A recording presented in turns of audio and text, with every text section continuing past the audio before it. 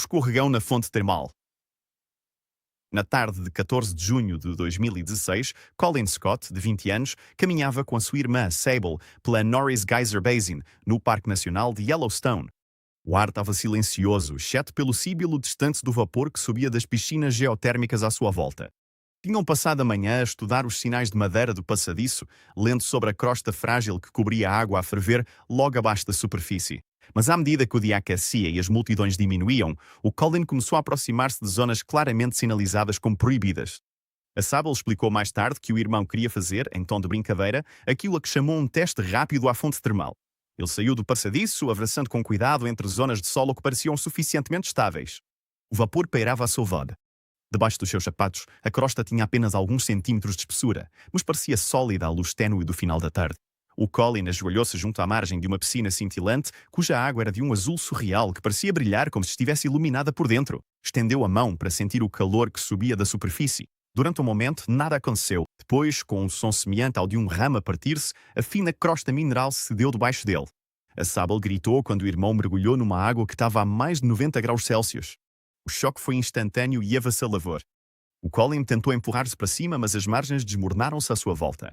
O vapor à volta engoliu a sua figura enquanto ele se afundava sob a superfície. Os guardas florestais chegaram um pouco depois, mas a água ácida impediu qualquer tentativa imediata de resgate. A piscina engoliu quase tudo. Foi um momento que evidenciou a calma enganadora das zonas termais de Yellowstone, onde um passo em falso pode significar a diferença entre a segurança e o desastre. A paisagem silenciosa, aparentemente pacífica, esconde forças suficientemente poderosas para dissolver tanto pedra como osso. A aproximação ao bisonte. Entre 2015 e 2017, Yellowstone assistiu a uma tendência invulgar de turistas a aproximarem-se dos bisontes para tirar fotografias de perto. Os guardas florestais emitiram avisos repetidamente, mas todos os meses alguém os ignorava. Numa tarde de verão, um homem de meia-idade caminhou confiantemente em direção a um enorme touro que pastava numa pradaria perto da zona do Old Faithful. Os visitantes olhavam incrédulos enquanto ele se aproximava cada vez mais, posando com o telemóvel erguido. O bisonte levantou a cabeça, abanando a cauda com irritação. O homem avançou mais um pouco, sorrindo para a câmara. Estendeu uma mão como se estivesse a cumprimentar um animal de estimação. Sem aviso, o touro hostil. O chão estremeceu quando centenas de quilos de músculo avançaram em carga. O homem não teve tempo de reagir. O bisonte atingiu-o, levantando-o do chão e atirando vários metros pelo ar. Os guardas e os transeuntes correram para ajudar, mas os ferimentos eram catastróficos. A força de um bisonte é imensa, e até uma investida curta pode ser fatal. O prado, calmo momentos antes, era agora um lembrete claro de que os animais selvagens não são adereços, ornamentos ou companheiros. Eles reagem com instinto e força, sem se preocuparem com as expectativas humanas. O passo atrás do selfie. Logo de manhã cedo, a 28 de março de 2019, um turista indiano de 33 anos visitou o Eagle Point do Grand Canyon. O sol tinha acabado de nascer, pintando as enormes falências em tons dourado e de laranja. Ele e os amigos estavam à beira do mirador, conversando animadamente sobre como captar a memória perfeita da viagem. Telemóveis paravam no ar à volta deles, o vento soprava suavemente nas roupas deles. Os guardas florestais avisavam frequentemente os visitantes para não recuarem junto à beira da falésia. Mesmo assim, todas as semanas as pessoas ignoravam este conselho em busca de fotografias dramáticas. O homem posicionou-se com o desfiladeiro atrás de si, uma extensão de cortar a respiração que parecia quase irreal. Levantou o telemóvel e sorriu. Depois deu um único passo atrás. A gravilha deslizou debaixo do seu sapato. Os amigos gritaram. Durante um momento suspenso, ele agitou os braços, tentando recuperar o equilíbrio numa superfície que já não existia debaixo dele. Depois desapareceu para lá da borda. A queda foi de mais de 300 metros.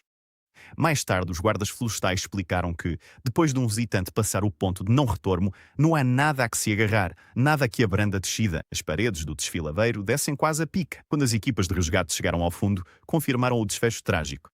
O celular do homem estava a alguns metros de distância, a tela estilhaçada, mas ainda brilhando fracamente. Um lembrete de como um simples passo para trás, dado para tirar uma foto, pode transformar um dos lugares mais bonitos da Terra em um penhasco mortal. A escalar a de chinelo. Em 15 de agosto de 2005, um grupo de excursionistas no Parque Nacional Glacier avistou uma figura solitária escalando as saliências geladas da trilha Highline. O homem vestia calções, uma t-shirt fina e, mais notavelmente, um par de chinelos. Apesar do vento frio que descia da divisória continental, parecia determinado a atravessar uma secção estreita da crista coberta de gelo. O trio era perigoso mesmo para caminhantes experientes com botas adequadas e bastões de caminhada. As pegadas deixadas por caminhantes anteriores tinham congelado, formando saliências duras e escorregadias. Por baixo da geada havia uma queda íngreme e implacável. Testemunhas disseram mais tarde que o homem se ria enquanto caminhava, tentando manter o equilíbrio ao estender os braços como um equilibrista. Os chinelos batiam ruidosamente contra o gelo. Cada passo exigia um delicado ajuste de peso, mas ele movia-se rapidamente como se não tivesse consciência do perigo. A meio da secção gelada, a borracha da sandália dobrou-se debaixo dele. O pé deslizou-lhe para o lado. Tentou corrigir o movimento, mas a superfície não dava qualquer aderência. As pernas dobraram-se-lhe debaixo do corpo e ele tombou da crista, desaparecendo de vista em segundos. Os caminhantes correram até à beira, mas não havia nenhum caminho por onde se pudesse descer em segurança. Mais tarde, os guardas recuperaram o corpo dele a centenas de metros abaixo. A simples escolha do calçado transformou um trilho acessível numa encosta fatal.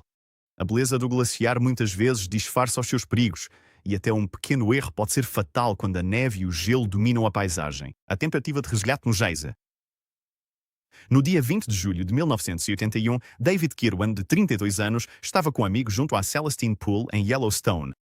O vapor subia lentamente da água, dando à zona um aspecto de outro mundo. O cão do grupo, o Muzi, brincava junto à margem, farejando as pedras e trotando pelo chão quente.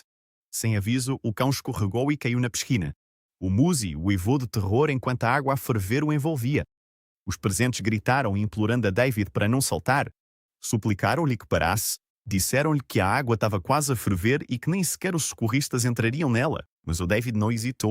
Impulsionado pelo pânico e pelo instinto, correu em direção à piscina e atirou-se lá para dentro. As testemunhas recordam um som arrepiante quando ele entrou na água. O David veio à superfície uma vez, cego e queimado, gritando de forma incoerente antes de afundar novamente. Dois amigos tentaram arrastá-lo para fora, agarrando-o pelos braços, puxando-o por um chão tão quente que os sapatos deles amoleceram. O David sobreviveu apenas algumas horas depois de chegar ao hospital. A sua última tentativa de salvar o cão tornou-se num dos exemplos mais trágicos de Yellowstone sobre a rapidez com que a emoção pode sobrepor-se à razão, num cenário onde hesitar é essencial para sobreviver. O atalho do Canyon. Durante uma vaga de calor extremo no final dos anos 70, David Whittaker, um caminhante de 31 anos, tentou descer o Grand Canyon por uma rota não oficial.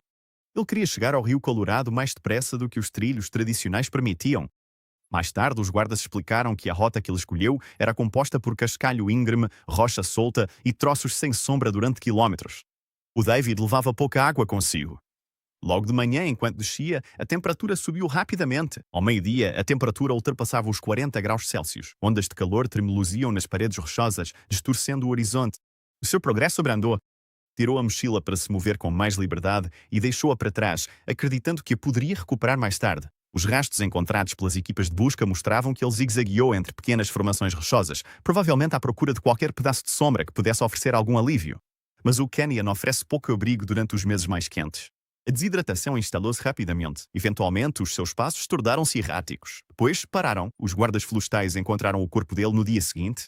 A sua reserva de água estava praticamente intacta. Na confusão provocada pela exaustão pelo calor, os caminhantes muitas vezes perdem a capacidade de pensar com clareza suficiente para beber. O Canyon, com a sua beleza imensa, esconde um calor capaz de roubar força e discernimento mais depressa do que a maioria dos visitantes imagina. O colapso da ponte de neve.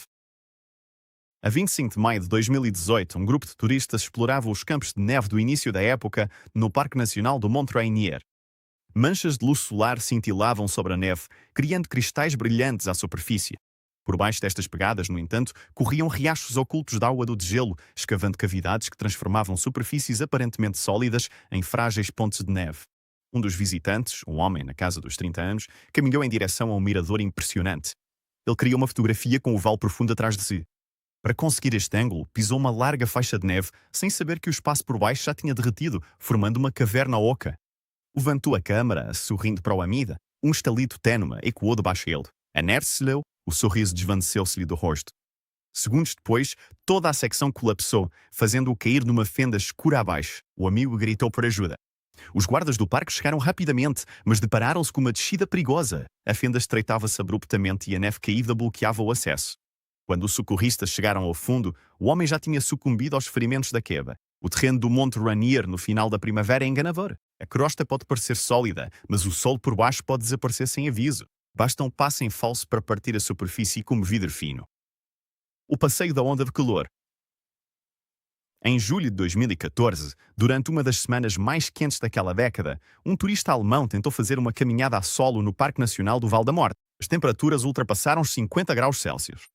O ar tremia sobre a terra gretada, como se toda a paisagem estivesse a arder. Estacionou o carro alugado numa zona remota da estrada e começou a caminhar sem água suficiente. Mais tarde, os guardas do parque estimaram que ele levava menos de 1 litro. O trilho que seguiu atravessava o deserto aberto, sem oferecer sombra, vento ou qualquer alívio do calor. À medida que o dia avançava, os seus passos tornaram-se mais curtos. Foi deixando objetos pelo caminho para aliviar o peso. Primeiro a bolsa da máquina fotográfica, depois o chapéu e, por fim, a garrafa de água quase vazia. As suas pegadas desviavam-se para a esquerda e para a direita, sinal de desorientação crescente. Quando os guardas do parque o encontraram, estava deitado no chão, a vários quilómetros do carro. O calor tinha-o vencido muito antes da ajuda chegar. O nome Val da Morte não é uma metáfora. Em temperaturas extremas, o corpo perde água mais depressa do que a mente consegue perceber o perigo.